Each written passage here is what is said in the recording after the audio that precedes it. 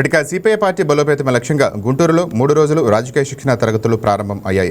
గుంటూరులోని సిపిఐ కార్యాలయంలో జిల్లా సమితి సభ్యులు, శాఖ కార్యదర్శులు, ప్రజా సంఘాల బాధ్యుల కోసం నిర్వహిస్తున్న ఈ శిక్షణ శిబిరాన్ని సిపిఐ జాతీయ కార్యవర్గ సభ్యుడు ముప్పాళ్ల నాగేశ్వరరావు ప్రారంభించారు. పార్టీ సిద్ధాంతాలు, ప్రజా ఉద్యమాలు, క్రమశిక్షణ, ప్రజలతో అనుబంధం వంటి అంశాలపైన నాయకులకు అవగాహన కల్పించడమే ఈ శిక్షణ లక్ష్యమని ఆయన తెలిపారు. ప్రజల్లో పార్టీ బలాన్ని మరింత పెంచాలంటే సిద్ధాంతపరమైన నిబద్ధత, ప్రజలతో నిరంతర సంబంధాలు అవసరమని ముప్పాళ్ల నాగేశ్వరరావు పేర్కొన్నారు.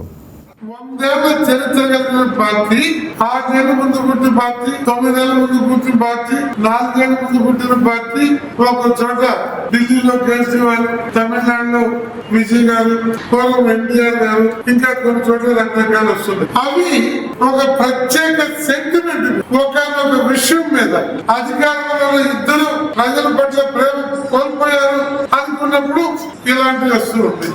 రాష్ట్రంలో కూడా అలాంటి పరిస్థితులు క్రమక్రమంగా చోటు చేసుకుంటుంది. 2 ఏళ్ళు ఇంకా 3 ఏళ్ళు ప్రభుత్వానికి టైం ఉంది. ఈ కాలంలో వారి యొక్క ఔచిత్యము, ప్రజా సమస్యల పరిష్కారంలో వాళ్ళు చూపేటువంటి ఇవన్నీ కూడా ఆధారపడి ఉంటుంది.